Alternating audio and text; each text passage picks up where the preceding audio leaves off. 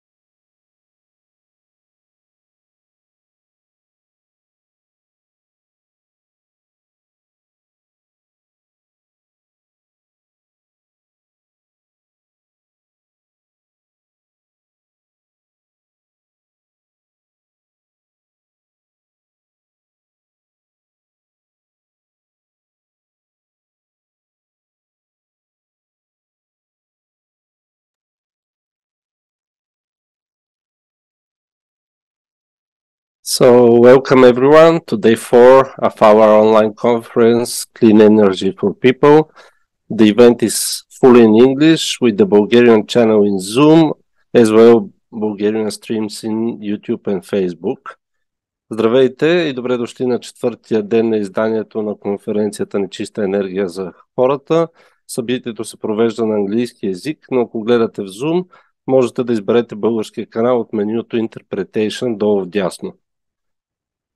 The event is organized by Za Zemiata, Friends of Dear Bulgaria, and our partners are E3G, CE Bankwatch Network, and our official media support is from Bulgarian National Radio. My name is Ivailo Popov, and together with the help of my colleague Svetoslav, we will be moderating the day. This year's edition of the conference is placing focus on efforts, but as well challenges of scaling up building renovation and accelerating the development of clean heating on individual and district scale. Once more, heat pumps, solar thermal and district heating are on the forefront, with discussions on their potential and economic viability. We are looking at European and national policies as well as household-oriented financial mechanisms and instruments. Today, we will focus on regulation, policies, and programs related to reducing air pollution from heating with solid fuel. To start the day, we decided to present an issue related to the air quality of heating with solid fuel, which receives a little attention, at least here in Europe, but actually, in our opinion, promoting it has a huge potential and to be a serious driver for a change. My pleasure is to introduce you to our first speaker, my colleague from Za Zemiata, Ivailo Hlebarov, who will tell us about our research we did on indoor air pollution from heating with biomass. Ivailo Hlebarov is Clean Air Team Leader of Za Zemiata. He graduated in Systems and Management Engineering at Technical University of Sofia, as well as Environmental Studies and Sustainability Science at Lund University, Sweden. He has been with Za Zemiata since 2003, and the main topic he deals are clean air, waste, transparency, and accountability of institutions. Before I give him the floor, I would like to introduce some rules about the questions at the conference. So if you are at Zoom, you can use the Q&A function to ask questions. And if you are watching us in YouTube or Facebook, you can ask the questions using the commenting section. So Ivo, please go ahead. The floor is yours.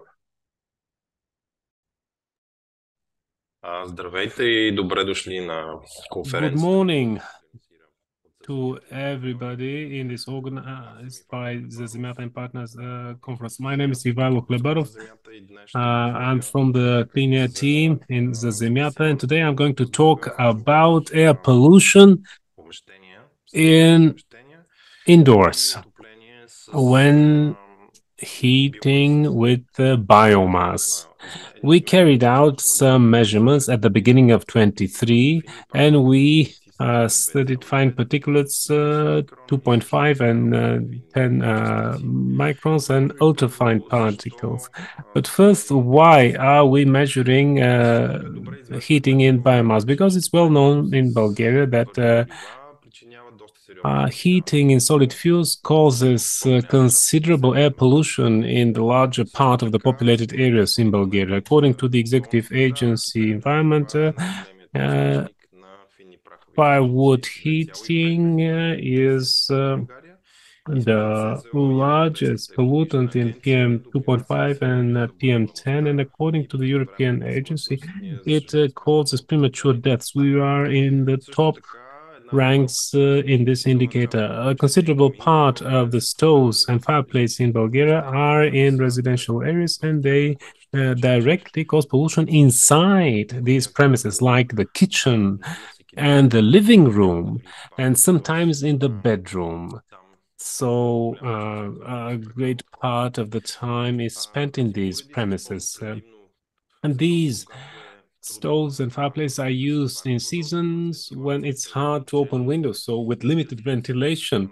And as I mentioned, when the families are in their homes. So the residents could be exposed to large quantities of polluted air for a long period of time inside their homes. Why are we measuring ultrafine particulate matter? I'm going to talk about them later because there is an increasing concern on part of doctors, scientists, people dealing with public health as regards the contribution of these ultrafine particulates to human health. What is also concerning is that ultrafine particulate matter reaches the most remote, not only alveoli, parts of the lung not being stopped by the initial pathways, but you can find them including in the brain, and they could cause considerable problems. Some more about ultrafine particulates. They are aerosol with aerodynamic diameter of less than 100 nanometers or 0.1 micrometers. This is the third column on the right. Some considered as ultrafine particles with sizes of 190 nanometers as well. But the main feature of these is that they have higher surface area versus larger particulate matter. You can see this on the third line. They have high capacity to absorb considerable amounts of toxic organic compounds. And another important thing, although they have small mass and size, as regards the number of these particulates, it is very high. You can see here that for the same mass, you can have one particulate matter 10 micrometers, 64 particulates of 2.5 micrometers, but these are 1 million ultrafine particulates, which is very high. And you can see on this chart at the bottom part the size of the ultrafine particles up to 0.1 micrometers, and in the upper side you can see their number, how large a number they have. They have great surface area and smaller mass versus the other particulates. Furthermore, about 50% of the mass of the particulates,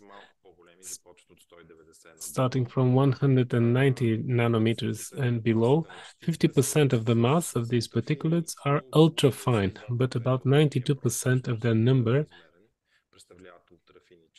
is ultrafine particulates. And for this reason, the classical measures of measuring mass concentration, which are widely used by different environmental agencies, are not suitable for their registration because they would only record the weight of PM 2.5 and PM 10. How are we measuring what we did? What we did in the beginning of the year was the following. We chose 4 houses in which, in 3 of them, heating wasn't used for months. They used fire for firewood. In one of the houses, we studied a heating stove using pellets. They hadn't heated up from the previous day. We had arranged that they hadn't cooked, they haven't lit candles or heated before that, so that we could measure the baseline. Some of the equipment we use, this is aerosol monitor for particulate matter. This is the larger equipment with the color screen and the counter of ultrafine particulates. And we also use humidity meter with which we measure the humidity of the firewood which was used. Measurement took place every minute and continued between 2.5 and 4 hours before the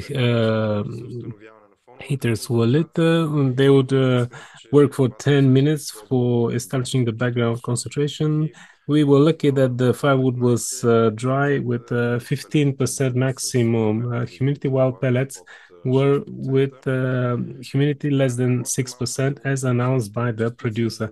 Some more about ultrafine particulate matter according to WHO levels, which are considered low or high. Their number for low concentration is considered to be about 1,000 particulates per cubic centimeter in average for 24 hours.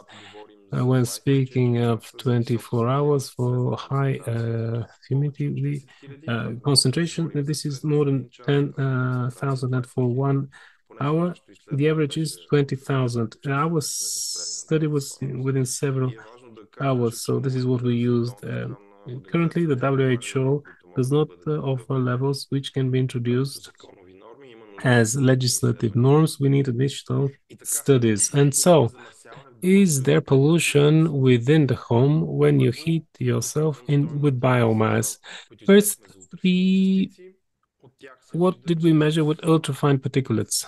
You can see that in 2 of the houses which are heated with firewood, the average for the whole study was between 1 and 2.5 times higher than the average hourly measure, which was 20,000. In the pellet heated house,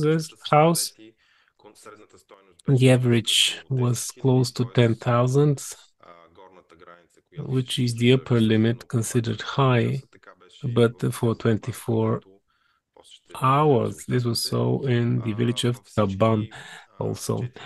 In all 4 places, the maximum 60-minute amount within 1 hour, the average amount, is very high, with the exception only of the house using pellets.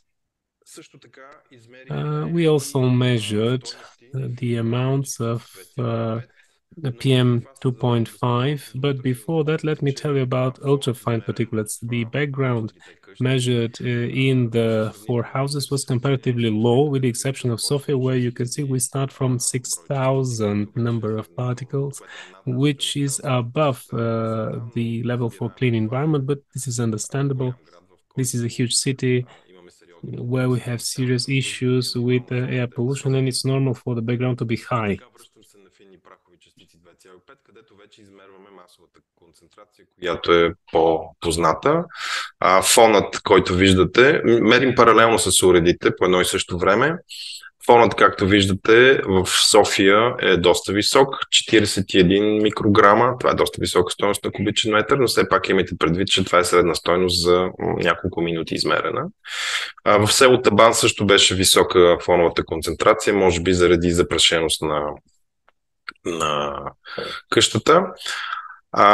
По отношение на вече измерените стойности, виждате, че в Банкия, където измервахме, средната стойност за целият период е 401 микрометра на кубичен метър. Това е доста висока стойност. Максималната измерена стойност също беше много висока там. Очаквано пелетната печка се справи най-добре, но все пак и тези стойности са високи. Ако погледнете в дясно, съм дал 24-часовата стойност според Световната здравна организация.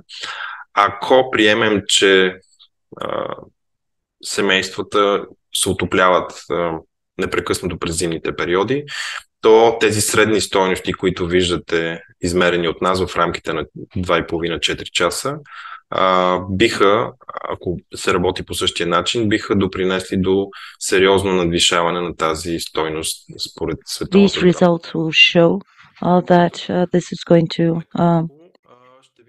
lead to much higher results. Here we can see some information about the specific results. You can see the house in Bankia. You see a standard stove, which is not the oldest model. On the top, on the graph, you can see pollution, fine particulate matter, ultra-fine particulate matter. On the bottom graph, fine particulate matter. You see the background concentration, which is quite low initially, and then after burning of the stove begins, you see a peak in the results, which you're going to see also later on when I show you the other results. And why is this? Mostly because when at the initial lighting of the stove, there is a very high concentration and domination of ultrafine particulate matters. Then we added some solid fuel, and then again you can see a very big peak in both ultrafine particulate matter and fine particulate matter. And every time we added more firewood, you can see a peak which is quite big in the number of ultrafine particulate matter, and a little smaller peak in background concentration. At the end of our study, we also opened the windows and ventilated the house, and you see how this plays a serious role, and we see a very big difference in the results. In Kovachevci, we had some technical issues. We had to change the battery, so we have a little gap in the results, but also again we see at the start a very big peak in ultrafine particulate matter, and every time when fuel was added, wood respectively, there is again a peak. At this graph, you see a little peak at the end, which we don't know what that is due to. Maybe some sort of functioning problem with the stove itself. In Sofia, as we expected, the pellet stove shows much lower level of concentration, but again unhealthy. The peak you see in the middle of the first graph, it has to do with the time when food was cooked. It burnt. In this case, there was burning of food on the stove, and it was immediately recorded in the results. And last of all, in Taban, there was a more modern type of stove, which again, however, uses firewood. In the beginning, you see this the moment of the lighting of the stove, and the first time that firewood was added was much later on, 2 hours, and the homeowner waited for all the wood to burn out in the stove, and then, only then, he added more firewood, and then there was a peak, but it was lower than the second peak when he added firewood before everything else had burned down. So these are the results from our study, although it's a small, non-representative study. However, the conclusions are clear enough, and it shows that the burning of firewood and using stoves to heat buildings, it leads to a high level of pollution, even if the firewood is dry. And we also identified the peaks, the times when the pollution was more drastic, and it shows that if the firewood is added at the right intervals, this could lead to a decrease in the pollution. In all cases, we assume that pollution with 10 fine particulate matter 10 is always above the recommended level, which is 50, and the pollution with 2.5 PM would also be above the recommended WHO level, which is 10. And this means that we need a future regulation in this field and replacing the stoves with healthier alternatives. Thank you for your attention, and I'm waiting for your questions. Conference. It's the first time we speak about it publicly. You can find them on our websites. It's a short report with main graphs and conclusions. We have some questions already and some recommendation. The first one is to check the EN Plus certification for pellet producers. The second one is a question, but I'm not sure if you can answer it now, Ivo, or maybe you can try something, and then maybe Hannah can answer it because it's about Germany. How the things are done in Germany, for example, where the usage of wood and biomass for heating is quite common, and maybe the difference is in the stoves they use, the appliances, or maybe the fuel itself. And the question says that there is not a problem the source itself, but most probably the appliances. Ами аз до някъде ще мога да отговоря и на двата. Първо върнах този слайд, за I да видя... will be able to answer the question to some extent. I've put up this slide so our guests can see where they can find our report. As regards the difference between how things are done here and there, yes, they do use a lot of biomass, but we also use a lot of biomass in Bulgaria. In Germany, however, there are a lot of requirements as regards biomass in terms of its humidity, most of all. In Bulgaria, we don't have this. Also, there are regulations as regards the type of heating appliances that can be used and how they must be maintained. They're checked, they're inspected, but I suppose Hannah will talk about this to a greater extent. But in Bulgaria, we don't have such rules or regulations. Anybody can use anything they like or find or thinks that is cheaper. Ivo, I think there was another question. I don't think I answered it. For now, I didn't ask the second questions. It was about, is it the appliances or the type of heating? So I think you address it somehow with the regulations. Hannah, if you want to say something now, but I think the whole your presentation will be giving the answer. So maybe we can repeat the question afterwards, your presentation. There are more questions coming from social media. What are your recommendations when we buy new heating appliances using wood or pellets? What shall we looking for? Ами със сигурност трябва да се гледа One of the things you should definitely look into is when it was produced. Does it comply with the criteria of the Eco Directive? But actually, the stoves in Taban and Banki do comply with the standards, and they are not stringent enough.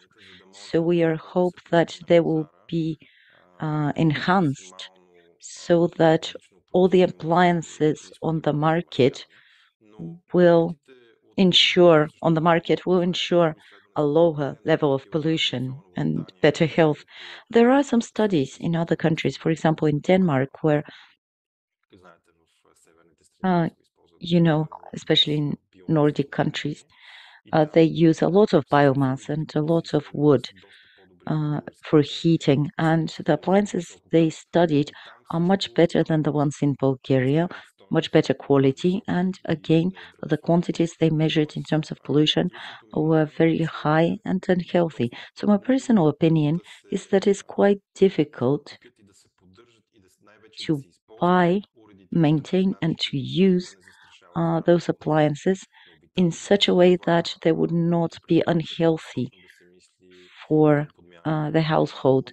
So my recommendation would be in the long term to consider to change the source of the heating whenever this is possible, of course, because unfortunately, yes, heating with biomass is the cheapest one, but not in terms of health.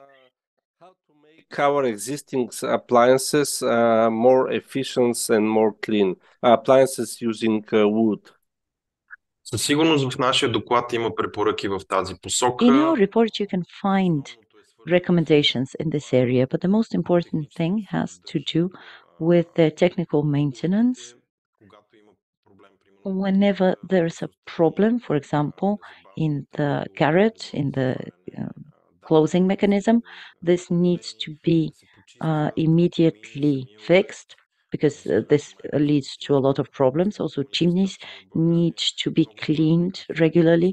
Sadly, there are hardly any chimney sweepers around. Also, it's very important to know the best type of hard fuel to use, because the moisture is a very important factor. If the firewood is dry, it needs to have dried for at least 2 years, and then the pollution will be less. But you can find more recommendations in our report. As less you open your appliance, less pollution will come out. It sounds obvious, but we've seen lots of people opening their fireplace just to, I don't know, to make it a bit more beautiful, how the fire goes or something like this. И също така бих добавил, Иво, че много е важно начинът на запалване, първоначалното. Много I would често also like to add that it's very important how you add the fire. Very often people light it in Bulgaria from bottom up, and this is a very serious way in which pollution is increased. It should be done in the other way around, which reduces pollution. In Taban, it was done in this way, and you see that as regards ultrafine particulate matter, the peak is much smaller, but again, this is combustion, and it is normal and expected to have a certain number of pollution, less so with pellets. Okay, I think we have one more question only. In the case of the pellet stove, how the burner, I think it's the correct word, or torch, is working in on-off, or it works constantly, or the pumps work constantly. I'm not sure if I get the question. Аз мисля, че го разбрах. Със сигурност, да, със сигурност горелката се включваше и изключваше на определени интервали. Това най-добре се вижда тук на... Yes, it actually, the pump switched on and off. It wasn't on constantly. You can see the results on the graph. You can see the results go up and down all the time. And this fluctuation is based on the fact that the pump switches on and off. We had introduced standard temperature at 65 degrees, and when the temperature was reached, it would turn off, then it would turn on again.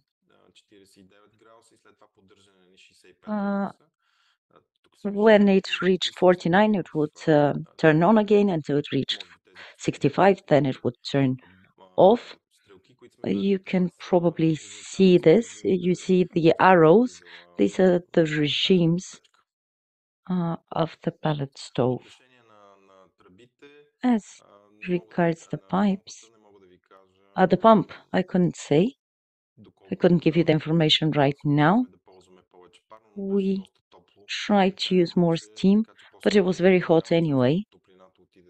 So a lot of the heat was used to heat water in the boiler. Thank you, Ivo. I don't see any other questions. So you can maybe jump on some question later on if you are Разбира се. available. И аз благодаря. And now let me introduce you our next speaker. His name is Tomasz Pietrusiak, who is a Deputy Director of the Department of the Environment of Marshal Office of the Malopolska region. He runs the LIFE project entitled Implementation of Air Quality Plan for Malopolska region. He's responsible for the protection of air quality in Malopolska and other environmental areas, such as the environmental fee system or environmental reporting. He has very good degrees and also hours, but I will stop for now. And we would like to hear from here what are the anti-smoke actions in the Malopolska region, Poland, as they are, according to us, one of the good examples in Europe how you can deal with the big problem you have. Thank you, Tomasz, for being here, and the floor is yours. Thank you very much for inviting me. Good morning for everyone. I try to share my presentation and try to show how in Małopolska we are fighting with the smoke. My presentation is okay? Are you see it? Yes, okay, thank you very much. Małopolska is a region in South Poland with capital in Krakow. Krakow, it was the most polluted city in Europe. And after this, we try to find the solution, how change the situation that bad air changed in the future. And I try to show what we do in Krakow. We prepare anti-smoke resolution for Krakow. It is the solid fuel ban for using coal and wood for boilers in and space heaters in Krakow. This anti-smoke resolution permit to use only gas fuels, central heating, of course, electricity and light fuel oil, but without coal and wood, because the city of Krakow is in the valley. It is the most time in the winter season without wind. It makes that the concentration of PM10 and other pollution is very high. This solid fuel ban we adopted in January 2016, and it was 3 years to start for this solid fuel ban. On this picture, you can see how changed the situation with emission of PM10 in Krakow. In 2019, since September 2019 started the solid fuel ban, and you can see how changed the situation, especially with this part communal and living in 2020 and 2021. What was very important, it was the legal basis. In Poland, we have the Environmental Protection Act at the national level, and in paragraph 96 is the possibility to take the anti-smog resolution. It is about restrictions or bans on the operation of installations in which fuels are burned. And on our stage, Małopolska Regional Parliament, it is the possibility to take the resolution in order to prevent negative impact on human health. It was the first or the second for environment, introduce restrictions or prohibitions on the operation of installation in which fuels are burned. It wasn't so simple. The first moment about thinking about solid fuel ban in Krakow it was in 2009. It takes a lot of years when the Krakow was prepared for this solution.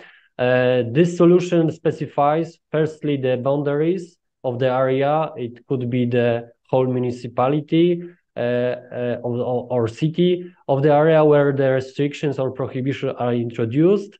The second, types of entities or installation for which the restriction or prohibitions referred to. And the third things, types or quality of fuels approved for use of which is prohibited in the area, or technical parameters or technical solutions or emission parameters of installation in which fuels are combusted allow for use in this area. It is very important because strictly solid fuel ban for coal and wood we have only in Krakow, but in the rest of region we take other solution. And what was very important before we take this provincial parliament adopted this anti-smog resolution, the city of Krakow had to prepare the first local protection program for the poorest people, and the second subsidy program for replacing heating equipment. Of course, it was cost a lot of money. In practice, the city of Krakow hired an additional 71 people to replace about 24,000 furnaces in the time for the residents before the introduction of the ban of solid fuels on September 1st, 2019. And the second, the city guard of the city of Krakow intensified its visit and inspection of residents using solid fuel stoves. In this season, before starting the solid fuel ban, it was about 12,000 inspection of herds. And what is the status of the implementation of the ban? You can see on this picture when we started in the season October 2014, March 2015, it was very high concentration of PM10. And after the solid fuels ban started working, it was the reduction about 49% of this emission. In Małopolska region, excluding Krakow, it was not so big effect, but outside the Krakow, it is still possibility to use the boilers, but with high standard, eco-design standard. And you can see here what some specific numbers are important. There were a lot of inspections, but also there were situations where the municipal guard are going with such a people to municipal social welfare center to help them to find money and to change the situation in the houses. And the next, what is challenge with regard to implementation and potential transferability to other cities in Poland? Of course, the firstly is the cost of replacing the heating sources. We have money from the EU to help to change this boilers. Now we have big national program, air quality program to change the boiler in private houses. There are some subsidies for this. Of course, very important is the possibility to have the alternative sources of heat and energy, like central heating in Krakow, gas heating, or heating with pumps and photovoltaic, or electric systems for heating. Of course, very important is the number of employees necessary to support the process of replacing heating sources. Also important it is the education and awareness, of course, and acceptance of residents. They firstly try to understand what the problem is and what the solution is possibility to achieve. And of course, after this, we try to implementation of the resolution, like solid fuel ban. And in Poland, we have a big potential transferability to other cities, like Wrocław, or the health resorts in Lower Silesia or other municipalities in Małopolska. You can here see other small municipalities in Małopolska, which are taken the anti-smog resolution, not so stricted like a solid fuel ban, but some requirements for boilers. For example, new boilers and heater must meet eco-design requirements from 1st July 2017. From the 1st January 2017 is prohibition of installation of new boiler utilizing coal, because it was in Poland very popular because of coal mining. And the new boilers for wood and pellet have the advanced standard that particular matter emission up to 20 milligram per cubic meter.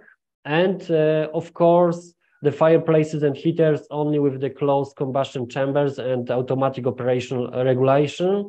And it is a new something that all new boilers, of course, it is under control.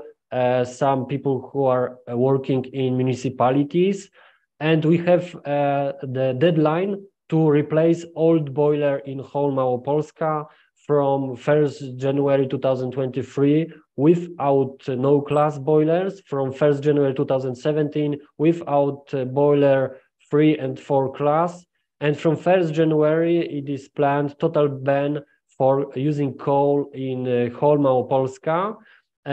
The anti-smog resolution in Małopolska was the first, and now we have 14 regions in Poland which are adopted the anti-smog resolutions.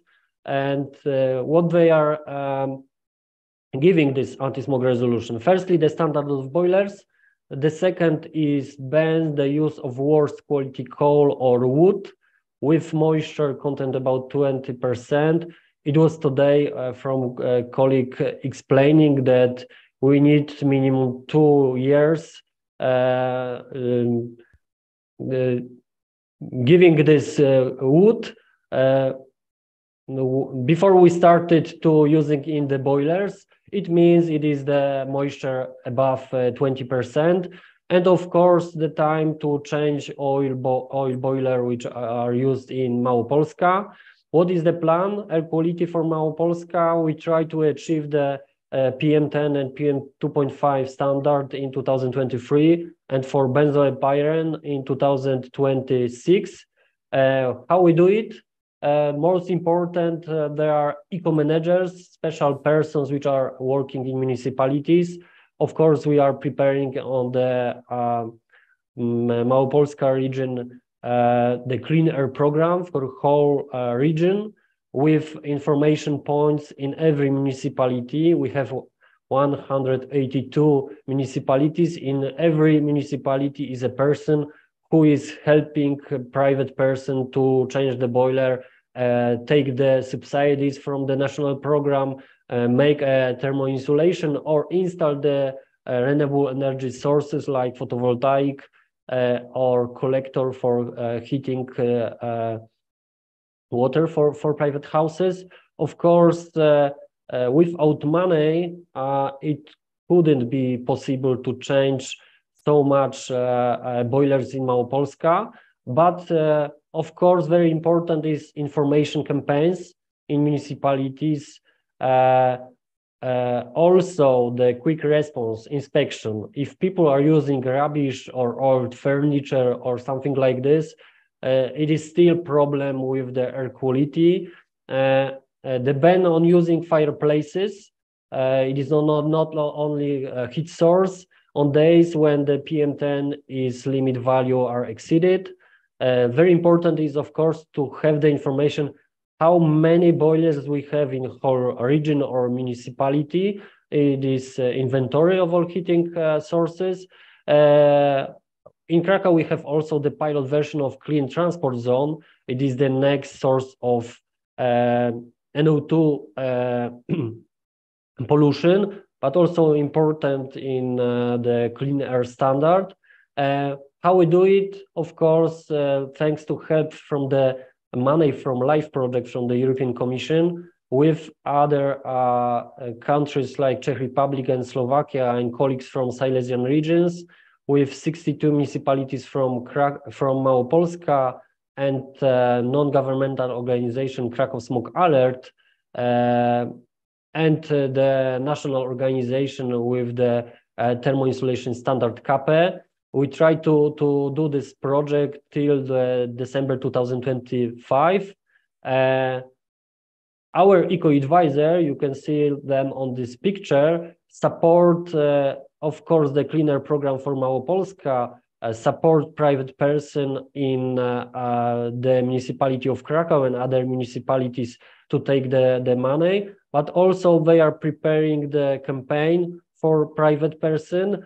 We have 67 eco managers, and what they are doing, I shortly show on the next pictures. They accelerate the air quality plan in the stage of municipality. They help prepare the application to change the boiler, more than 91,000 applications. They organize the events, meeting, and workshop for the people who are living in municipalities. And of course, very important education and lectures and education context in schools and kindergarten. It is the month of children who take part in this.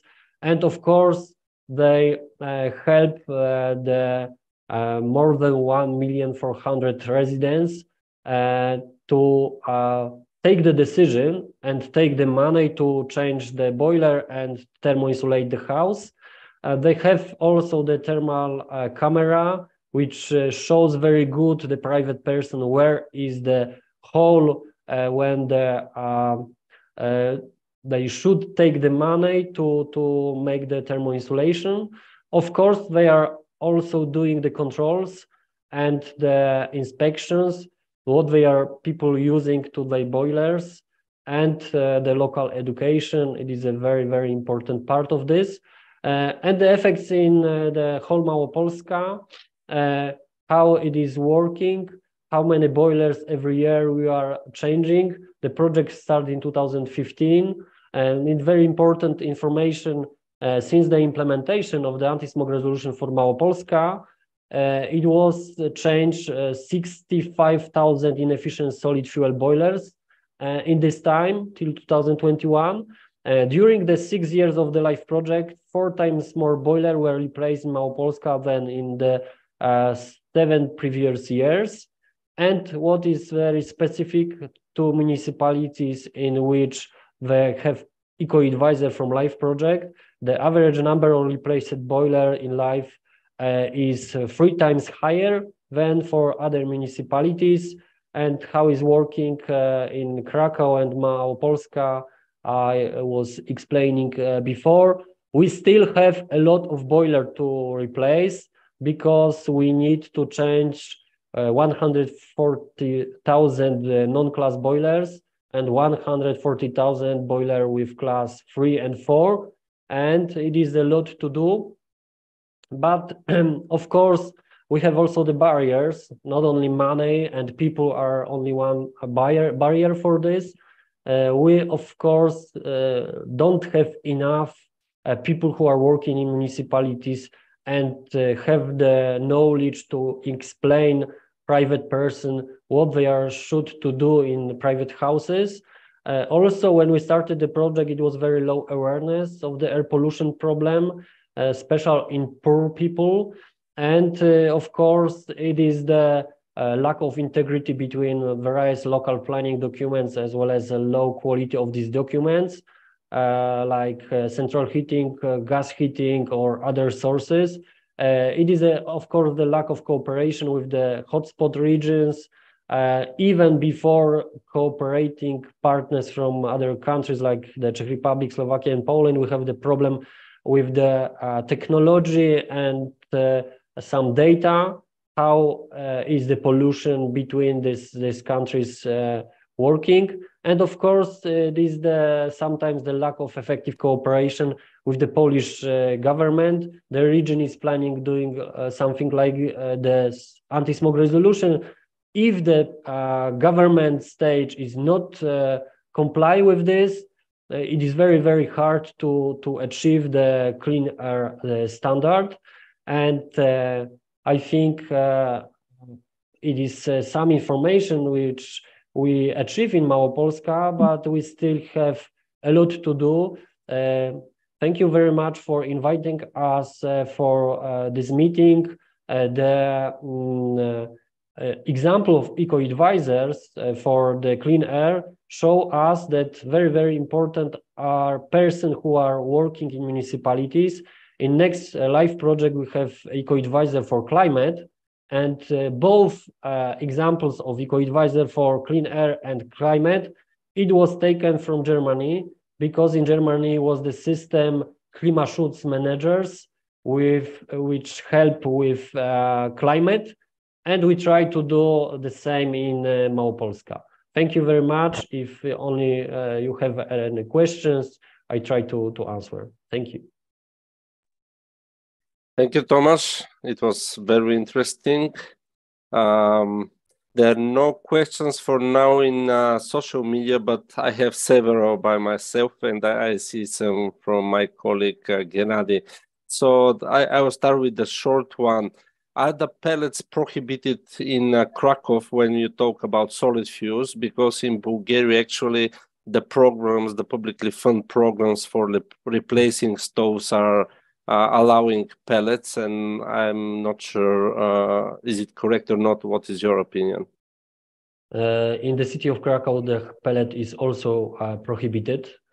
Because the problem with the emission in the city of Krakow, because it is in the valley and with problem on the emission from transportation, from transport from cars, it was so huge that city of Krakow decided it only solid fuel ban for coal and wood and also pellet help us to achieve the standard with clean air.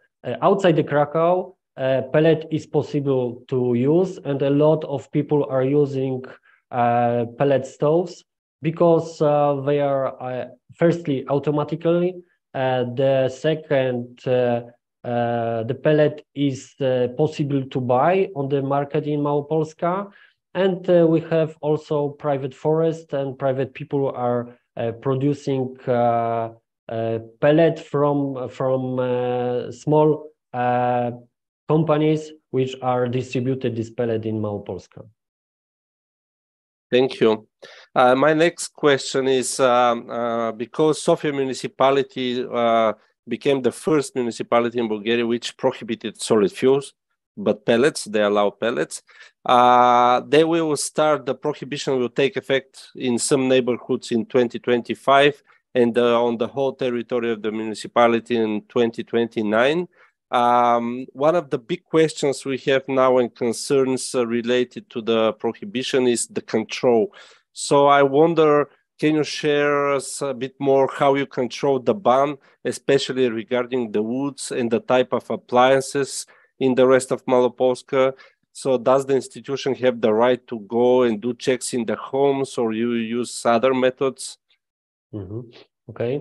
In the city of Krakow, to explain the numbers, is living about 1 million people, and the city guard in Krakow, it is more than 400 people working there, and more than 100 the city guards are prepared to make control in boilers. And before the ban was started, it was the information 12,000 control in every boiler was done in the city. It was very important because it is not only to put for private person the fine for using the coal or wood they are for ban, but also it is very helpful to find for this private person the money to change the boiler, and the poorest people are helped the money for the lower cost of central heating after changing the boiler with solid fuel for other source like central heating, gas heating, electricity. In whole Małopolska, it was also the information that it was made more than 46,000 controls, and is very important. We see in municipalities, if some municipalities are not doing control, the effect are not going so fast. If some small municipality is going to every fireplace or furnitures or stuffs which are using some, for example, the rubbish or old furniture, it is working faster. And it is a very, very important part, but what is very important is the law. In Poland, we have the national law, which permit the people who are working in municipality to go to control to private person between 6 in the morning and 2022 in the evening, and control what are you have the boiler, what are you using the fuel, and from 2 years we have the national base in which every private person who is using the boiler must put the data, what type of boiler you have, what kind of fuel you are using, and is checked in the time of the control. Thank you very much. Last question from my side. You said that you have regulation on solid fuel. I assume that you also have regulation regarding the moisture content of woods. And shall those obligations be met by the citizens?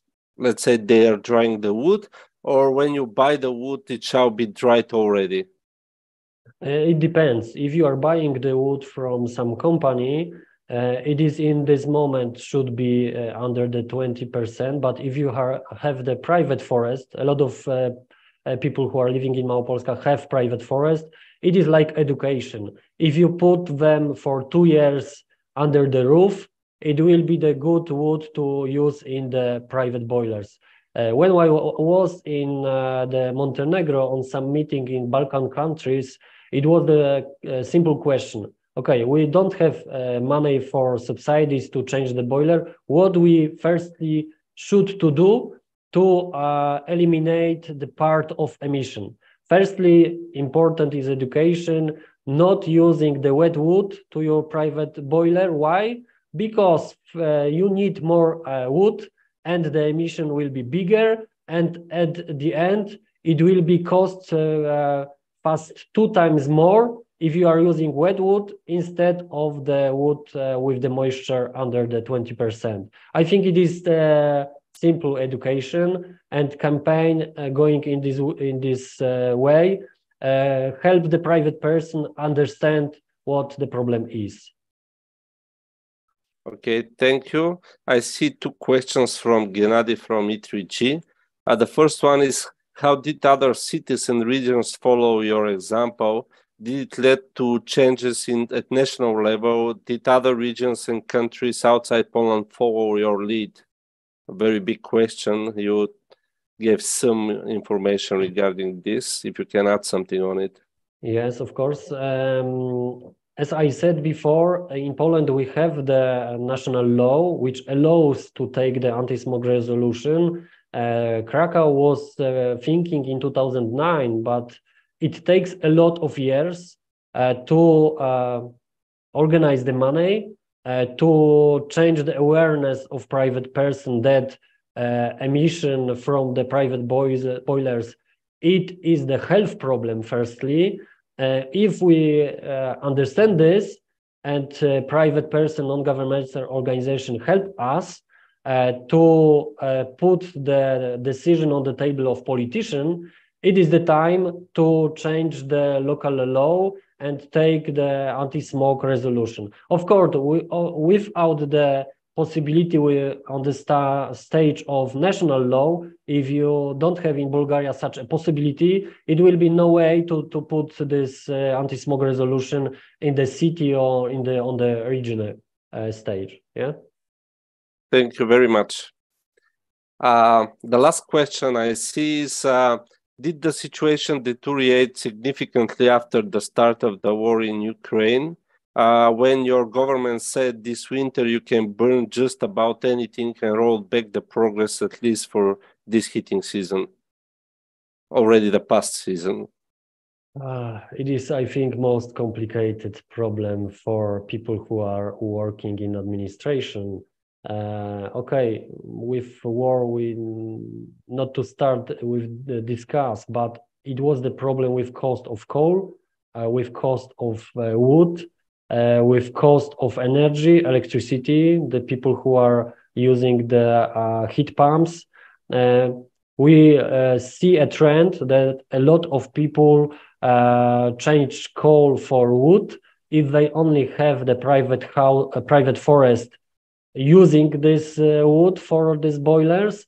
But I think it is the lessons after war, after this winter season, that the cost of coal and using wood are so high that people understand that electricity with heat pumps and their own photovoltaic is the best solution for future. And a lot of people are firstly try to take money for subsidies for thermal insulation the house, to minimize the energy what is needed to have good temperature in the house. And lastly, put the photovoltaic and heat pumps. And in Poland is a big trend to change the systems for heating, especially that heat pumps can also air-to-air cooling in the winter. The changes of climate, of course, are helpful for this, because people decided, okay, in the winter, these heat pumps can produce warm, but in the summer can produce cold. And it is very helpful for change the decision. And of course, the cost of energy to private houses are regulated on the stage of the national level.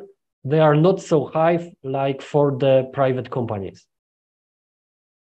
Yeah, it's still same in Bulgaria, although the European Commission most probably will push us both countries soon to deregulate the prices, but that's a huge question, I would say. So we are not going in that. I don't see any other questions. Thank you very much, Tomasz. I think it was very inspiring and I hope that many people from the region will have the opportunity to see your progress and your experience you have. Thank you very much. Okay, so from Poland now we go to Germany. Our next speaker is Hanna from Blumröder. Hanna, excuse me if I don't pronounce it well. She's policy officer in air quality in Deutsche Umwelthilfe, the same, excuse me if I don't pronounce it, or just DOH. It means Environmental Action Germany in English. She has been working at DOH since 2012, and she holds a diploma in environmental sciences. She was involved in the EU LIFE project Clean Heat, that also Za Zemiata took small part in 2019. This project aimed to reduce particulate matter from wood burning, and in winter 2021-2022, she coordinated the DOH campaign No Stove Without Filter, when citizens were asked to send letters to their local governments to demand stricter regulation on wood stove.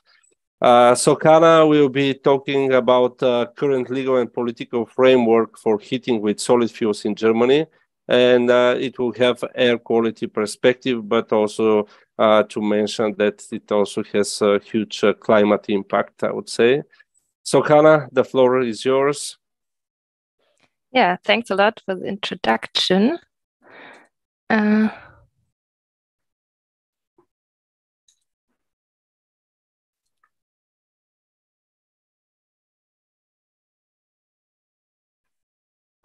Okay. Okay, it's different than when I tried it first, but you can see the screen in presentation mode. I think it's not in presentation mode still. Oh no. Okay. Now it is. Great. It's okay. Perfect. Yes, thanks for the invitation and the nice introduction. Yes, we spoke a bit about Germany already, and it looked like here everything is perfect and fine, but of course we are not the same. We don't think the same. We always have something to criticize. First, I just want to speak a little bit about my organization, Deutsche Umwelthilfe. We are an independent nonprofit environmental protection organization, and also what is a bit special, a consumer protection organization entitled to take legal action on behalf of consumers. And we are really steadily growing during the last years, and there are almost 200 employees now, mainly working in Berlin and Radolfzell at Lake Constance. And we really work on a very, very wide variety of topics. There are 6 departments, and the department I work in is the one transport and air quality. And we, in the quality part, we look at all major sources of air pollution. Of course, the start was transport emissions, but since almost 10 years, we also look at residential heating, and also we had a live project recently finished on emissions from agriculture, ammonia emissions and secondary air pollution and so on. And it was also named in the introduction, our live project, Clean Heat. We had quite a lot of awareness raising actions in that project, but also at the end, we initiated a Blue Angel Eco label for firewood stoves, and in the afterlife process, in a way, also an eco label for precipitators, electrical filters in a easier way. They are really innovative because their particle number is measured, and very strict limit values for dust and so on are included. And yes, it was also mentioned last winter already, our campaign No Stove Without Filter, where really people who are affected by wood burning, and there are quite a lot in Germany, and they don't get a voice really, that they could write a letter to their mayors in their cities and say that claimed regulation for stoves in their cities. And currently, we are also involved in the Climate CEE project funded by OIKI. It's led by a Bulgarian organization, by EIP, and there we do guidelines for low and zero emission zones. That not only, at the moment, low emission zones are mainly on transport, at least in Germany, and also here heating aspect will be included. Yes, first I will tell a lot about the national legislation in Germany and of course shortcomings of it. Shortly about national funding, which is kind of, very revisioned, really new in a way since the beginning of the year. and some local measures, and of course conclusions.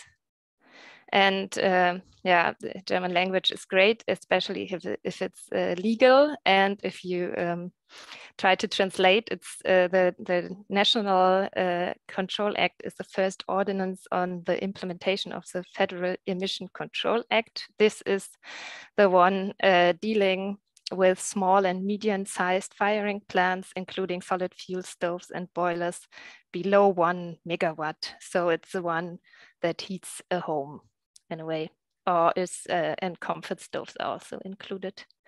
And there is a kind of change out program included that stepwise by age the appliances need to fulfill certain emission limit values for particulate matter and also other pollutants. But for us, we look, or in this presentation, I will speak mainly about the particulate matter. And you see the table at the moment. We are already in the third part of the steps where all stoves built before end of 1995 need to be they need to prove by the manufacturer certification or by a measurement of the chimney sweeper that they fulfill the limit values. And if they do not fulfill these limit values, they need to be shut down or retrofitted with exhaust cleaning technologies. And of course, if they're shut down, the people can buy a new stoves. But new stoves, they have PM limits since 2015 that range from 20 milligram per cubic meter for pellet boilers to 40 milligram for firewood stoves. This is the level of, more or less, the level of eco-design now, but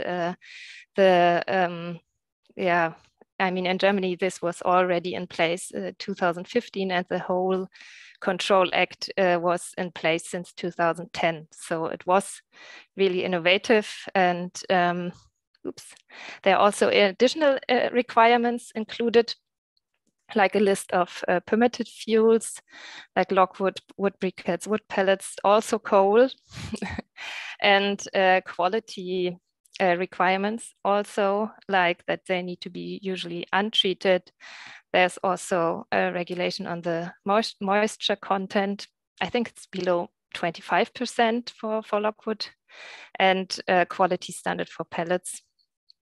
And what is in there as well is that there are also regulations on the discharge charge conditions, like the height and position of the chimney, especially if they are new, but also if for the old ones.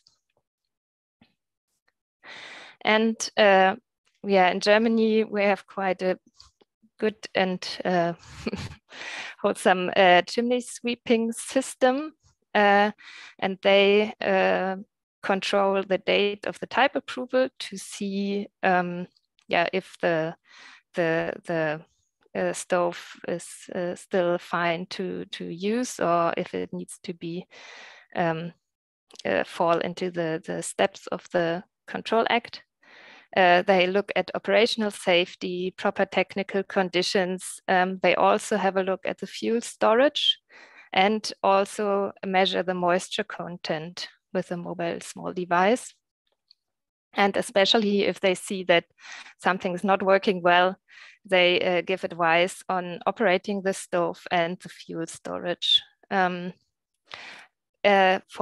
boilers, there's also the special thing that there are measurements on site every 2 years with a mobile measurement device.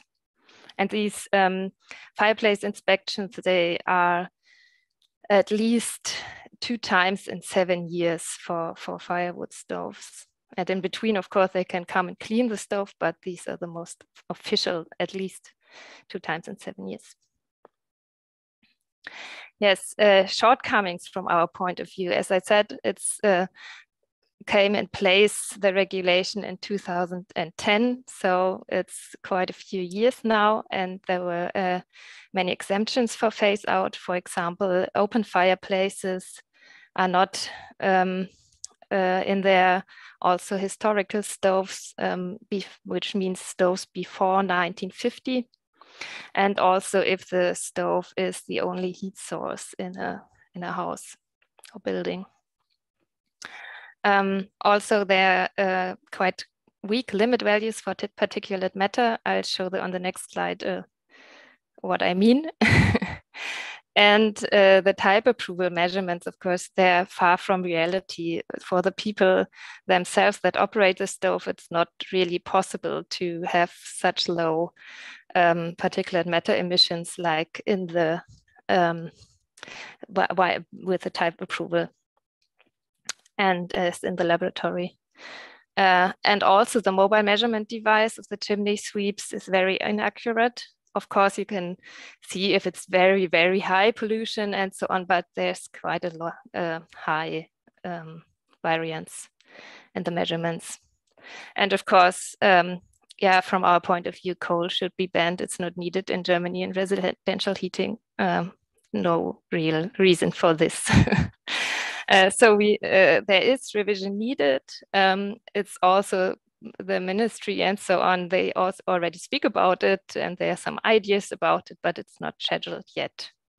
And it's of course in Germany a bit the problem as well that it's difficult to address appliances, now new appliances, because of the EU Eco-Design directive. It's not really or not so easy to get have higher or lower limit values than Eco-Design.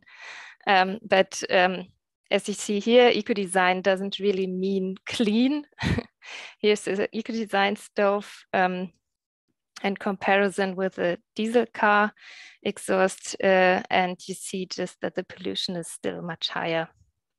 So the key problem is that even new stoves that are operated properly still emit too much particles. And also, I saw in the beginning, I mean, what is the biggest problem are the very, very, very small particles. And with all the stove and type approval, only the mass of particulate matter is measured. And of course, if you have a lot of very small particles, the weight of the particles is not so high. So we say that the introduction of a particle number measurement is very important. This is done for cars now, so why not for stoves? And as I said, in the eco-label, Blue Angel eco-label, this measurement is also implemented, and there's no limit value yet for it, but the measurement system and measurement device, they do laboratory tests for it. So soon we will have some yeah, we will see what's came out there, and they say the particle measurement method is a valid measuring method. Also, of course, next to ultrafine particles, or part of the ultrafine particles is the black carbon, which is very climate damaging. And in total, the pollution from residential burning is underestimated from our point of view, because there are only few measurement stations in residential areas. They are mainly in transport hotspots. And the particle matter emissions from cars in Germany is not the biggest problem anymore, because they all have filters. Almost. Next to the legal regulations, we have a national funding scheme for efficient buildings. There are also thermal insulation measures funded, and there, of course, it's voluntary for the people who want to change the heating system. but it shows a bit the way where the way to go in a way, and what would be good. So since they were changed, this funding scheme was changed in the beginning of this year, and since then heat pumps are clearly prioritized. They get a funding rate of up to 40%. And the funding rate for biomass was before also about half if you changed an oil boiler into a biomass boiler, but now it's reduced to a maximum of 20%. So it's a clear prioritization to heat pumps, or for solar energy, you get up to 35% refund. And biomass heating systems also need to be combined with a solar thermal system or a heat pump to give an input for the whole. So really have a look at the whole system, where it might be good to have in very cold winter to get the peak with biomass. Instead of solar thermal in a way. And what is really interesting or good is also that the particulate matter limit is reduced to 2.5 milligrams per cubic meter. So you see what is possible. Before last year, it was that you got a bonus when you have an appliances below 2.5, and now it's really the limit that is needed. And so indirectly, this means that exhaust cleaning technology is mandatory, because without, it's not really possible to reach these pollution levels, but it's possible. There's a list of devices that fulfill these, these 2.5 milligram. Also, there are some local restrictions in Germany, but we have kind of the luxury problem that the current EU air quality limits and values in cities are widely met. And this means that people that or cities that say, okay, in our stations we measure comparatively clean air, but we want to do more and we want to do something in our residential areas, they have a very limited scope for action. They can do kind of smaller areas, legal requirements if they sell municipal land. And of course, voluntary funding programs and so on are also possible on local level. Also, there are some cities that do now pilot projects on retrofitting. And what is also always good and possible, of course, are awareness raising and trainings. Like there's also one project in Germany that's doing kind of a driver's license for stoves. And it's really still shocking that people that say they have used the stove for several years and they think they can do it very well, a bit like driving cars, what pollution levels they produce if you send them to a laboratory and say, okay, here, please fire this stove like you would do it at home. Yeah, it's really shocking in a way. And of course, on a local level, you can have fuel standards, stricter fuel standards, like of course coal phase out. We have summarized all this, what is possible in an action paper for municipalities. This is only in German, and it's quite also very specific on the German situation. But of course, if anyone is interested, I can send it to you. Some best practice or practice examples from Germany for local restrictions. There was a temporary ban in Stuttgart. Stuttgart is one of the most polluted cities in Germany, or was in a way, and still is. and they had a PM alert if it was expected that there were high pollution because of weather conditions and so on. And then there was a ban to use room heaters during this alert. This regulation is withdrawn meanwhile because they say it's not needed anymore because pollution levels are fine. And of course, it was a problem of control of this because they said yes, they sent people to control outside, see what is happening, but these controls were during the day and not during the night or evening when the people were heating their stoves usually. So it's a bit, very difficult, this specific temporary ban. There are also some permanent regulations, like in Aschaffenburg, there is it's a case I said before that there are no logwood stoves allowed in the development area that was sold by the municipality. And some cities in Bavaria, especially like Munich, they had stricter requirements than the national regulation for old appliances, which meant they had some stricter requirements on the fuel and then some stricter requirements that the steps for change out are quicker than on national level.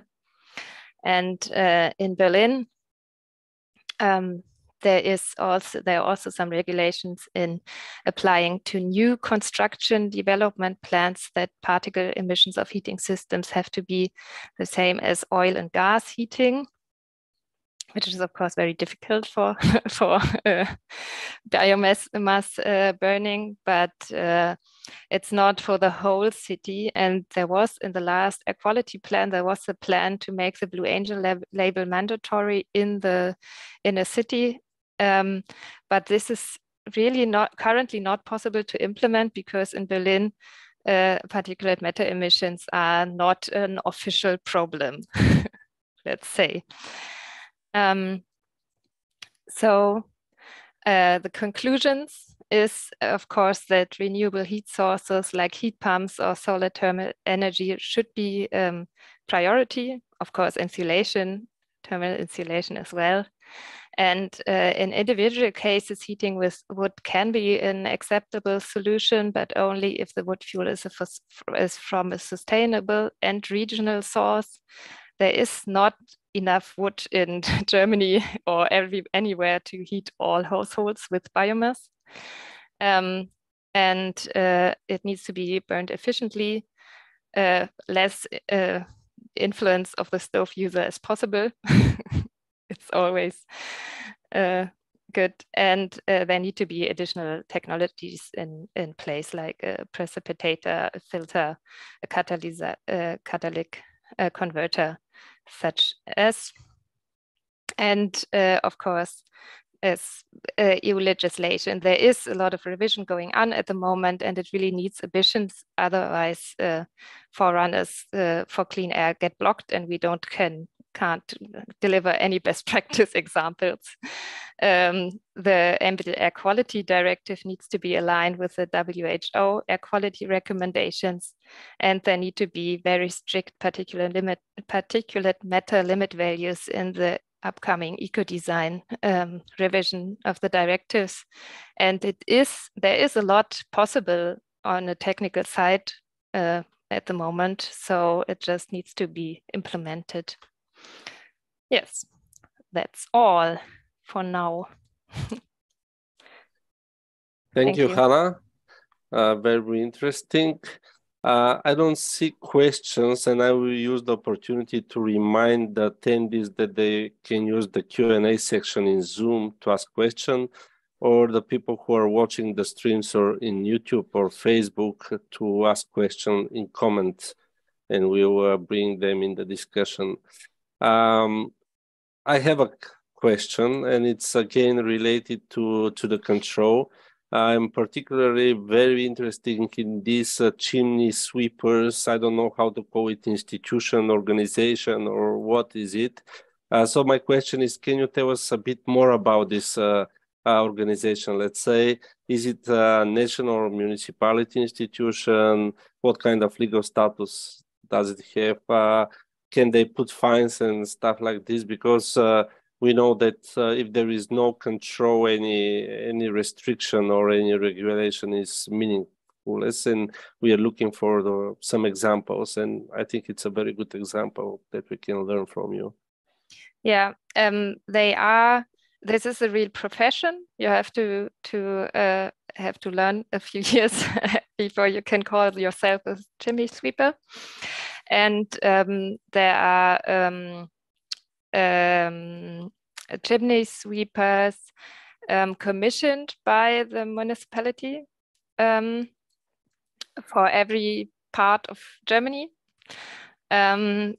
And there are additional chimney sweepers you can call, and they just sweep your chimney in a way.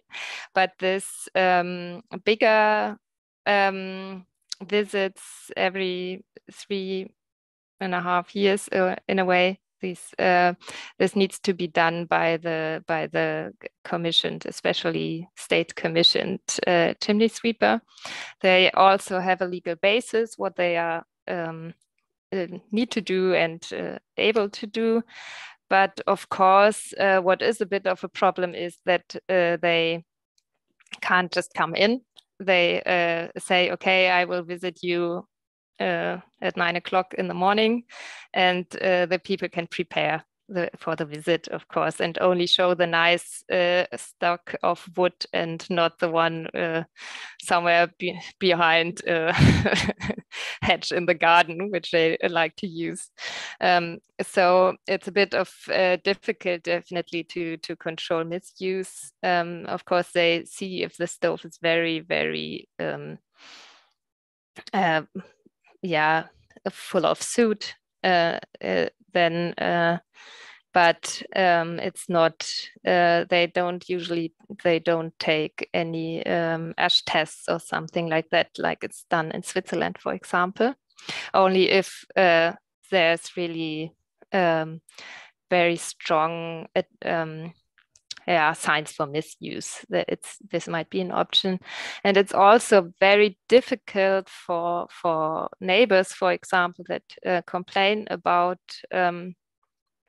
their neighbors, because it's so much smoke everywhere. It's very difficult for them to prove that the pollution is high, and they try sometimes for years because it's so difficult for them to improve their situation.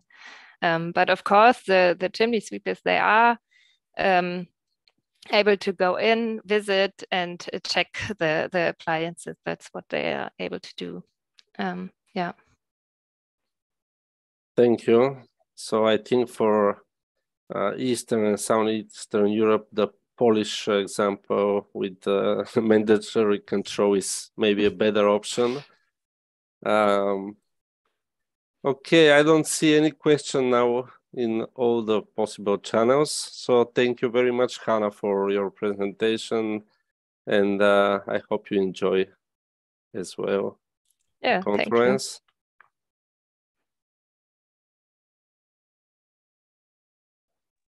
I will present our next speaker, who is Magdalena Dimitrova.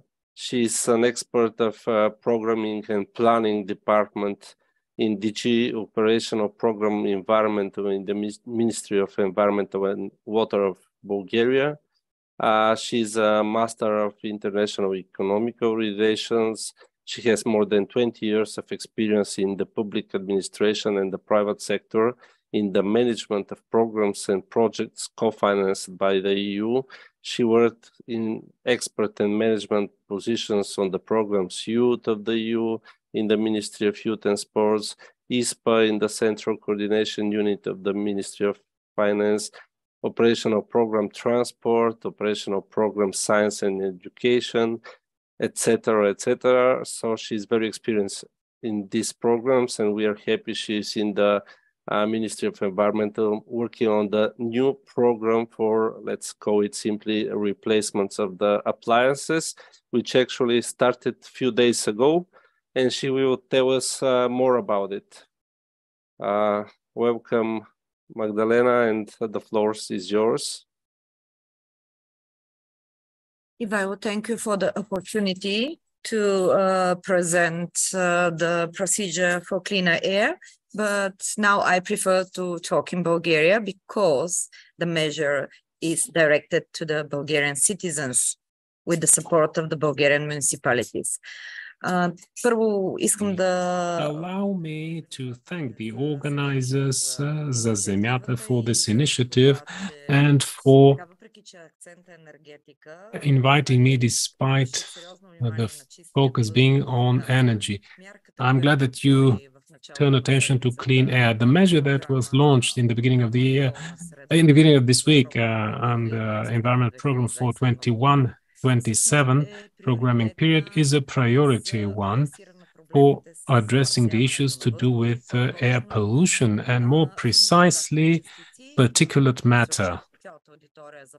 The audience, I believe, is very well familiar with how serious this issue is.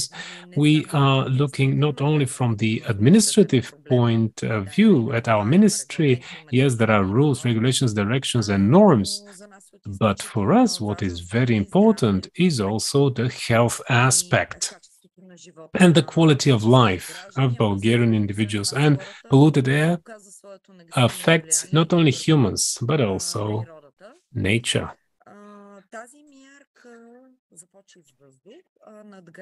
The cleaner air measure upgrades the current procedure under OP Environment 1420, which was piloted in 8 cities with a more limited resource of 100 million left and all like. On the basis of the experience of what has been done for 4th consecutive year under the current operational program, we believe we are offering a simplified, better operational and more efficient procedure from the viewpoint of municipalities, 21 municipalities in Bulgaria, with impaired air quality registered by Executive Agency Environment in the period 2017-2021 for our beneficiaries. They are direct beneficiaries. They have been predefined in the operational program.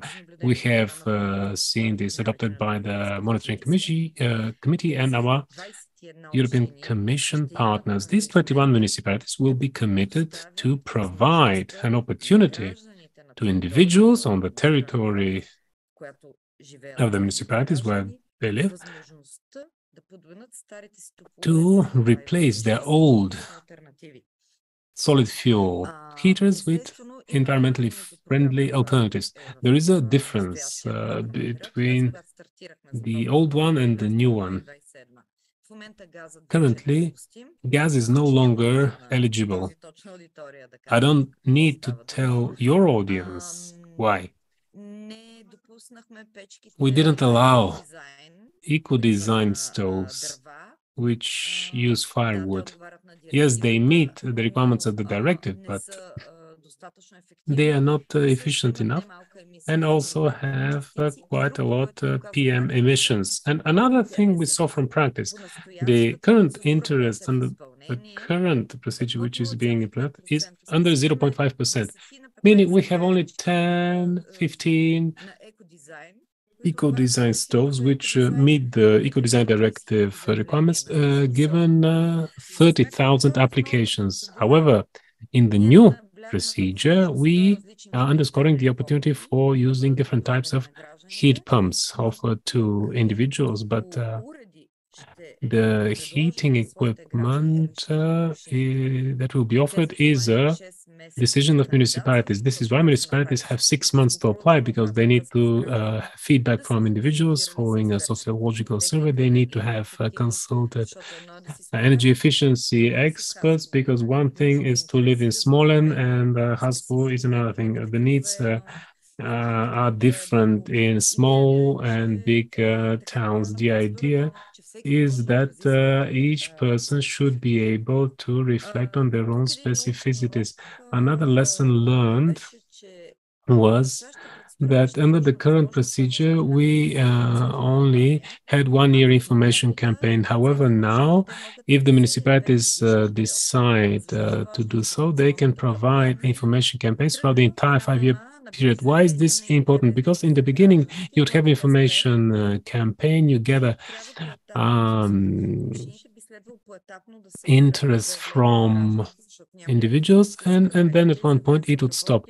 But municipalities need time. Municipalities need a reasonable time of 1 year to provide the equipment. So there will be waves of collecting applications because each individual will provide their own desire and it will be taken into account. What did the managing authority do? It has allocated a good budget for local information raising campaigns. Another lesson learned, we allowed for the entire period to have consultancies, either through direct on-site visits or offices opened or hotlines, online advisory services or email advice. Each municipality can provide a mix of these, but individuals need to be able to be consulted in order to be better oriented how to choose the best heater depending on their needs. In all honesty, a Bulgarian thinks like this.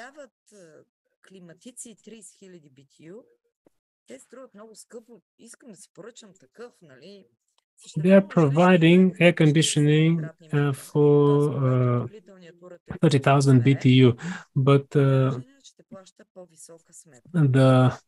house is smaller.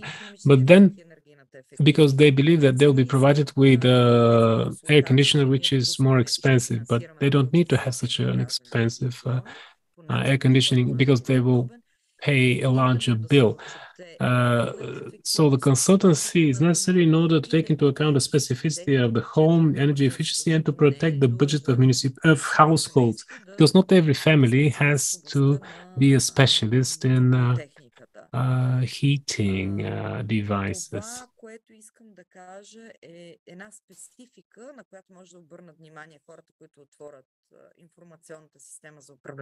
Once people enter the system and the procedure, they should take into account two things. The measure is for cleaner air. We have opened two procedures because this is a multi-fund operational program, and prioritizes air is also taking into account different funds in order to provide as much funding as possible. So one of the procedures is called for cleaner air. The budget is above 126 million Bulgarian level, and it encompasses the whole of Bulgaria with the exception of Southwest planning region. And the second procedure is called for cleaner air 2. It is co-funded with the Cohesion Fund now and encompasses Southwest Bulgaria, which is Sofia, Pernik, and Blagoevgrad, because these municipalities have registered higher than normal level of particulate matter during the 2017-2015 period. Another specificity, because our ministry wants to support municipalities with information campaign on the national level, we haven't started it yet because there is a 6 months period for municipalities to apply. Meanwhile, we need to have transparency as regards the public procurement procedures. We need to start the local information campaigns. Gathering applications from individuals takes time. It requires checking circumstances because the house needs to be legitimate. We should see whether it is energy efficient, whether there is insulation on the walls, whether the roof is leaking, if there is new windows, have they paid their taxes, and so on. And so in this context, this requires time. Our idea is the following. Starting from the fall, on the national level, we should start a national campaign to support municipalities because accumulating practices of late, seeing how some procedures are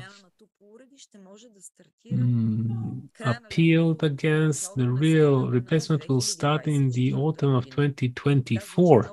It sounds far away in time, but this is what the process is like. In order to deal with the details and to have equitable access for everybody. And now I'm glad to answer any questions you may have. Otherwise, there is a lot of information, a lot of detail on the procedure, which is accessible in the information system of UMIS. Thank you, Magdalena. I will speak in English because this is our official language. If you need interpretation, you can use it, but you are free to speak in Bulgarian, no problem. Question coming from Zoom, is it really that the gas appliances are completely forbidden for funding within the program, the new program? Да, абсолютно недопустимо. Yes, they are no longer eligible. There is an application under the conditions for eligibility with which heaters are eligible. Now, what is eligible are pellet boilers, heat pumps, air-to-air or water-to-air heat pumps. And for us, whatever possible, we want to stimulate interlinking or being connected to the district heating company. As regards a particulate matter, there is zero emission and the cost is the lowest. You need to invest in 3 radiators. Thank you. I think it was fully answered the question. Another one coming from Zoom, where are the documents regarding this program, where the people or the municipalities can find them? Are there any documents already available? Документи, разбира се, има, всичко е публично. Of course, everything is public and transparent pursuant to the directives and the national legislation.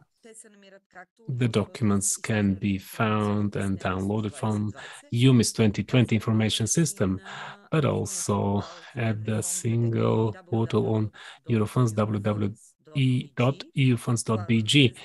When you enter, there is a list of operational programs. You click OP Environment, and there are 2 pieces of news. You can also read them at this website. But if you are an individual who wants to apply, you can read our documents, but in fact, it's more important what the requirements and parameters of municipalities will be. We have provided a general framework. However, the specific requirements and the criteria for prioritizing the applicants are different. For example, when there are too many applicants, municipalities should take into account the energy efficiency first when choosing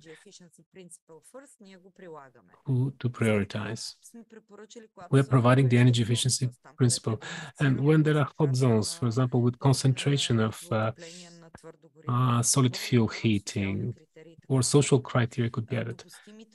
So the eligible heaters should be with certain parameters as regards the power.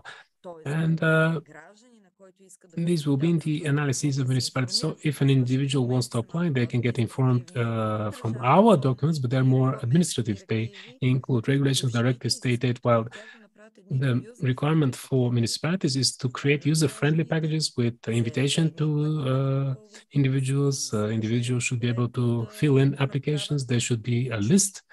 This should be publicly available to see the ranking publicly. And lastly, we have opened the door to create an online calculator so that each person can individually check, given certain parameters of his home, what heater would be suitable for them.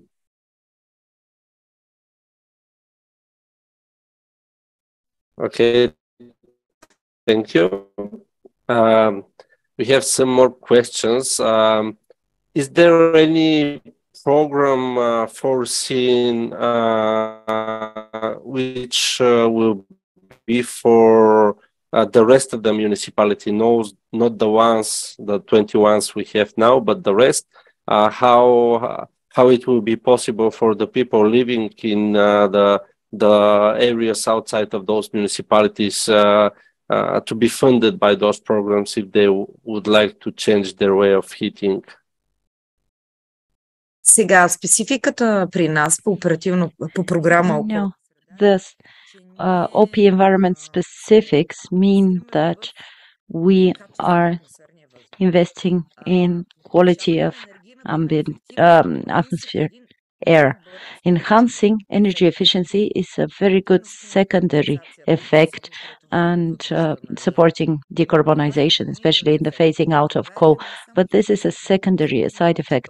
We're not only in the process of infringement proceedings. You know, there was a case against us where Bulgaria was found in breach of clean air requirements, in particular fine particulate matter related. So a municipality where the air is clean should apply for support under energy efficiency. This is not a priority for us. Priority for this program is clean air.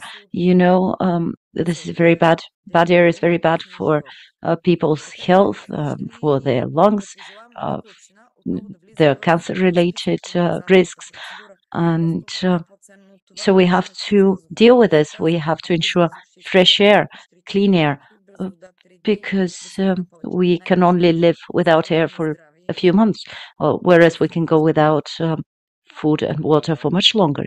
So clean air is the most important thing for our health. From one side, you're right, the priority are the municipality. Many municipalities that the air quality is not measured. So there are lots of places, including small villages, small towns, that you obviously have problems with the air quality. Literally, you can see it and smell it, but officially there are no limit breaches because there is no measurement, and that's why maybe it's a good idea to think about also such municipality. Maybe it's a matter of resources as well. I don't know what's your opinion regarding this. Има няколко специфични момента. Първо, управляващият орган, приемете го, е финансиращ орган. There are many specificities. We are the certifying authority. We see that there is a problem. We try to target the policy, which needs to be efficient and effective according to the relevant regulation. Second of all, there are a number of standards under the regulation and also the European Environment Agency, and they tell us where and when we do measurements and how we identify breaches to the standards, because there are also mobile measuring stations. So here it's not really up to the managing authority, and I'd just like to underline that we are operating with limited resources. We have to intervene at the most crucial places. It's like in medicine. You would first address the patient who is in greatest risk. These are the rules under which we are operating. Please keep in mind that the trends and what is foreseen for the future is to amend the directive in line with the norms and standards of the World Health Organization. And when this happens, a lot more towns will join the list of problem towns and cities in terms of air quality. But first of all, we have to address the needs of those places where citizens are at highest risk, and we must also address the issues related to and surrounding the infringement proceedings, because then we're going to have to pay the fines, and they are all going to be paid by the Bulgarian citizens. And you know, it is the mayors who are responsible for clean air. We are supporting them, obviously, but the municipalities that do not receive financing from us could also produce their own plan and take small steps that will greatly increase the situation, such as cleaning the streets, for example, and so on. We've developed a checklist together with the Sofia University, and there are many things that can be done, such as planting the specific trees, which are very good at capturing fine particulate matters. And this is a report which can be used for free by each and every municipality in Bulgaria. For example, as I said, cleaning the streets more often, organizing programs that would encourage citizens to change their heat source, to phase out wood-burning stoves. We cannot rely only on European funding. Criteria regarding the selection of the candidates, which are related with the future definition of energy poverty. We still don't have it, but yeah. Това е предвидено в момента. Yes, indeed. Currently, we are sticking to the criteria as they stand, but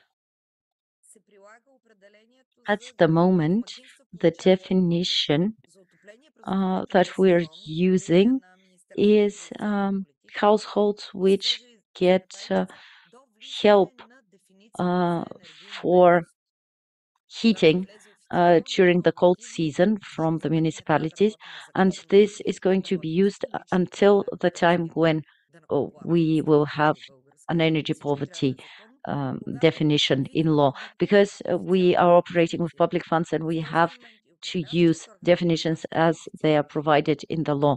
When we have such a definition, the managing authorities, our colleagues in the other ministries and beneficiaries will start to implement this as soon as it is available. To cover with this program, and do you have idea how many others will need some additional funding to be covered with such a replacement program, so we meet the standards? Ами по отношение на... Ще започнем малко отзад напред на постигането на... I'm going to start from...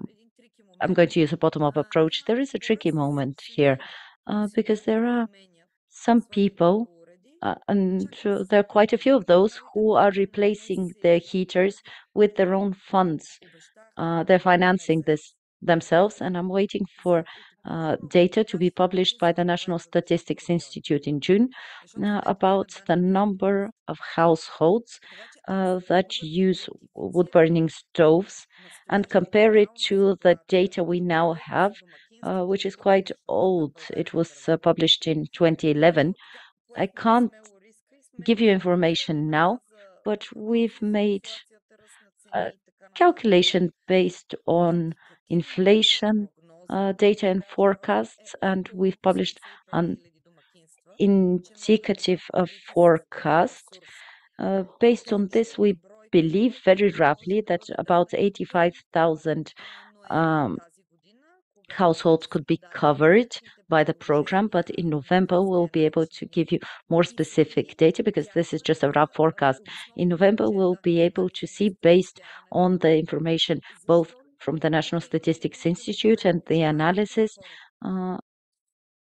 because we have to keep in mind that it doesn't matter how good our forecast is based on the prices of boilers, of pellet stoves, of air conditioning systems. We don't know how many families and households are going to go for each of those solutions. Also, we don't know what their households are like. Homes, are they insulated? Are they big? Are they small? Are they in the colder area of the country? So we cannot say at this stage. Are for the system itself when it comes to connecting to central heating, or it's only radiators? Значи ние допускаме, това е по преценка на общината, за нас допустим разход изграждане. That would depend on the municipality and its discretion. We are not obviously going to paint your home and put the wallpaper, but we give freedom of discretion to the municipality to decide what part is going to be covered.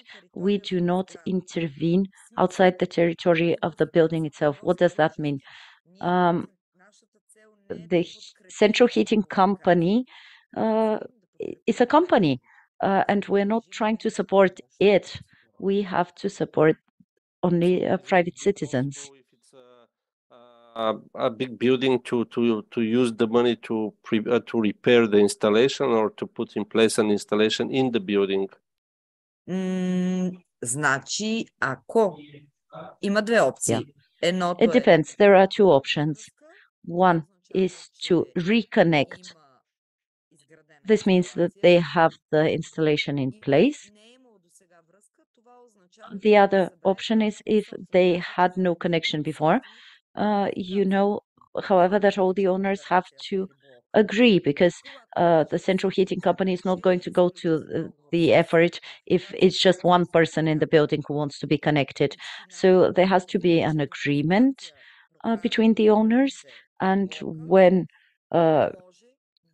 the central heating company puts the pipework in place to be ready to reach the building, then we can support the connection of each and every household with the radiators, etc. This could be supported, but this is a lot of work. A lot of efforts have to be put into this on part of the central heating company, the municipality, and the individual homeowners. One more question coming from the audience. I don't know if you can answer it, but let's try. Do you know what are the plans, how it is going, the creation of the national network of expert of air quality? Do you know, do they start it? Да, това е една също много важна за нас. Yes, this is also something that we attach great importance to. The association of environment experts are our partners. We have entered into negotiations. We talk about the general framework, but currently we're focusing under the program on investment activities. Of course, soft measures are also very important, and we're not ignoring them, but it just requires a lot of time. There are 6 months which are provided as timeframes for preparation, but the other component will start towards the end of the year. They will finish before the others, because now we're launching the green measures in cities, the funding for forestation. And if you look at the annual indicative program of OP Environment, you will see that the 3rd quarter will launch the procedure for creating this network. But I think those environmental experts are working quite well anyway, because they already have this network from different environmental sectors, working with municipalities. They have a lot of experience. They've made a good start, and next year I expect the network will start to work. For the audience, ASECOP is the network of the municipal environmental experts in Bulgaria. They have association, and it's ASECOP. Thank you for the answer. And one from my side, which is a bit related to this, we heard earlier today from the experience in Poland that the human resources are key for the success of such measures. And my question is, does the program stimulates the municipality, or there are limitations to the municipality to invest the funds for human resources, which will implement the transition? Ами, така, усмихвам се, защото аз така в момента малко I'm smiling because I have escaped from the monitoring committee of human resources program. This is the program which needs to invest in lifelong learning and capacity building. Direct measures, in our case, happen through enlarging the network of air quality experts on the national level, mainly using municipal experts, because municipalities are responsible for air quality. Seminars and trainings and upskilling is envisaged there, and exchange of experience. So we are only having soft measures typical of human resources development. We have included it there. So not only exchange of information and networking, but training and upskilling people who are directly involved in the studies, in policy making, in planning and planning implementation on the national, regional, and local levels. Thank you. And I don't see any other question. And I will ask the last one from my side. Yesterday, we had the deputy mayor of Montana, and he said that he said very good words regarding the existing program. And he gave one recommendation to be possible to invest some funds for electronic system of management of the programs, because there is a huge documentation. Is it possible using the funds to invest in such a management system related specifically to the projects, so they can use electronic documents and Добре, ще открехна малко тук вратата на вътрешно. Let me shed some light on this information. We are the only program which started from the spring of last year with this 21 municipalities. We invited mayors, deputy mayors to announce this procedure. The framework was presented before the operation program was even approved, because this is a key topic for Bulgaria. So throughout this period, until February this year, we exchange extensive information by phone and email.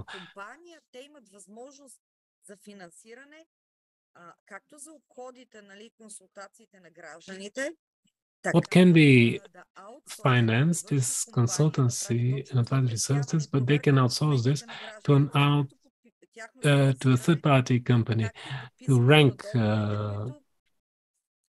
applications and signing contracts. People who are not lawyers don't know how hard it is to sign a contract with 71,000 inhabitants. This is a hard task. There's a lot of red tape and a lot of paper. We are for digital signing, digital application.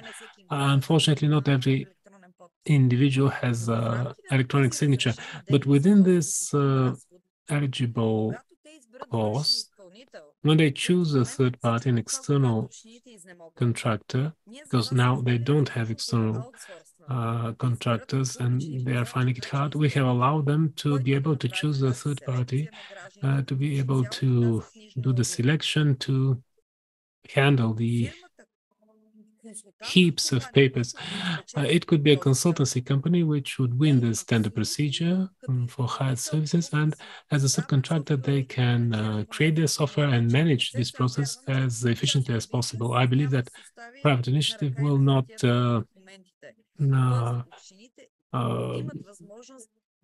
process applications on paper. So there is an opportunity to avoid all this burden. This is one of the lessons learned. So it's possible to allocate this service to an outside company. Sorry about that. So there are no more questions, and thank you very much for the opportunity to present the new program. It started a few days ago. Hopefully it will be a successful one. There are a lot of lessons learned from the previous one, but already some good results being seen from it. According to the agenda, we would have Sylvia Guranova to talk about the other quite smaller program for replacement of stove in Bulgaria. It's funded by the EU Life Plus program. Unfortunately, Sylvia is not available to join us. So this will be the final. It was the final presentation during the day. So we already in this conference spoke about the improved energy ambitions, about renewable energy, about heating and cooling, and today we focused on the air quality and more specifically on programs, policies, and measures to reduce the air pollution from domestic heating with solid fuel, which is a a huge problem not only in Bulgaria but in many countries around Europe, even in some Western countries. Hopefully, we found some good solutions and models to be followed. And I will give the floor to my colleague Svetosław, who worked a lot behind the scenes, even today, to present you what's coming tomorrow, the last day of the conference. So hello everyone from me. Just yes, very short introduction about tomorrow. Tomorrow is going to be the last day of our conference. Again, we're going to start at 9 Central European time, 10 Eastern European time, and tomorrow we're going. The day is going to be dedicated entirely on district heating. So we are going to start with a presentation about the future of district heating, the progress of greening the district heating on a European level, which is going to be held by Euroheat and Power. Then we're going to have the premiere, actually European premiere of the Clean Heat movie by CE Bankwatch, which is a very short movie, around 10 minutes, showing two very good examples from real place decarbonization in Hungary and in Latvia. Then we're going to have, of course, presentations from these projects that are going to be featured in the Clean Heat movie, with the people responsible for making these projects a reality. And we're going to end the day with a very nice presentation and discussion about the future of energy communities for heating and cooling. So this is something very interesting. And yes, thank you for attending today, and hopefully we will see again each other tomorrow.